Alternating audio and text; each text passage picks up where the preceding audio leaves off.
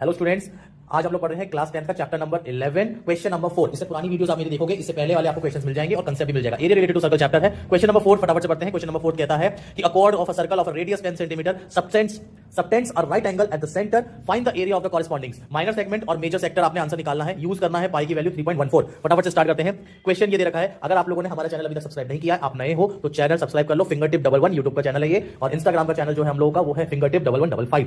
और हम लोग के साथ बने रहिए। अगर आपको किसी भी क्वेश्चन में प्रॉब्लम आता है तो उस पर कमेंट कीजिए हमारे को, हम आपको उसकी स्पेशल वीडियो बना के देंगे और मैं इसकी पीडीएफ भी अटैच कर दूंगा डिस्क्रिप्शन में, ताकि आपको बार बार वीडियोस को देखने के लिए भी टाइम वेस्ट ना करना पड़े। तो बिना बकवास करे फटाफट से क्वेश्चन करते हैं। क्वेश्चन समझा दिया मैंने आपको। दो चीजें निकालनी है, एक इसमें निकालनी है हम लोगों ने माइनर सेगमेंट और एक निकालना है हम लोगों ने मेजर सेक्टर। देखो सेगमेंट और सेक्टर में फर्क इतना ही होता है कि आप लोगों ने पढ़ा होगा कि एक सर्कल का एक छोटा सा जो पार्ट है ये पूरा सेक्टर कहलाता है। ठीक है, ये वाला जो पार्ट है ये पूरा सेक्टर कहलाता है। अब इसमें मैं एक लाइन और जोड़ दूं तो ये ट्रायंगल बन गया। ट्रायंगल के जो नीचे वाला पार्ट दिखाई दे रहा है ये सेगमेंट कहलाएगा आपका। ठीक है, और बाकी का जो पूरा पार्ट है वो सेगमेंट, ऊपर मेजर सेगमेंट, तो नीचे वाला माइनर सेगमेंट। हमें ये निकालना है जो मैंने डार्क कर दिया है। इसको निकालने के लिए क्या करना होगा, इस पूरे सेक्टर में से अगर मैं ट्रायंगल के एरिया को माइनस कर दूं तो मेरा आंसर आ जाएगा। सेम ये वही क्वेश्चन है जो क्वेश्चन नंबर 2 था, और क्वेश्चन नंबर एग्जांपल नंबर 2 है आपकी बुक का, एनसीईआरटी का। सेम डिटो उसी जैसा क्वेश्चन है ये। तो माइनर सेगमेंट निकालने के लिए हमें रेडियस गिवन है OA OB 10 सेंटीमीटर, थीटा हमें ऑलरेडी गिवन है 90 degree.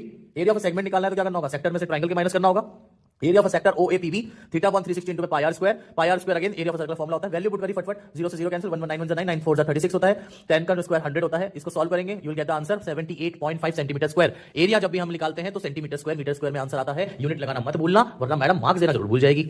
Area of a triangle दे रखा है, बेस हमें OA ले लिया, हाइट भी दे रखी है। देखो जब 90 डिग्री का एंगल बनता है तो हाइट भी गिवन, बेस भी गिवन, तो हाफ इंटू बेस इंटू का हाइट फॉर्मूला लग जाएगा। 10 इंटू 10 100, 100 का 2 से डिवाइड करेंगे तो 50 सेंटीमीटर स्क्वायर आ गया। सेगमेंट निकाला, सेगमेंट निकालने के लिए सेक्टर में से हमने ट्रायंगल को माइनस कर दिया, 78.5 में से 50 को माइनस करा, 28.5 सेंटीमीटर स्क्वायर आंसर आ गया। ये था एक पार्ट। दूसरा पार्ट निकालते हैं। तो दूसरा पार्ट करने के लिए आपको क्या करना होगा, सेगमेंट। हमें दूसरा पार्ट जो निकालना है वो क्या निकालना है, मेजर सेक्टर निकालना है। तो ये सेगमेंट नहीं है, दिस इज सेक्टर है।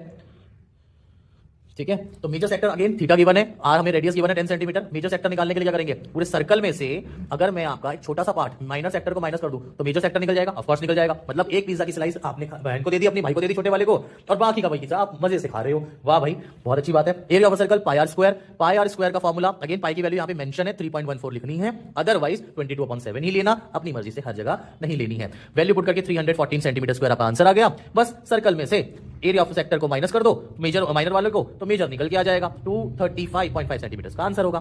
Thank you for watching.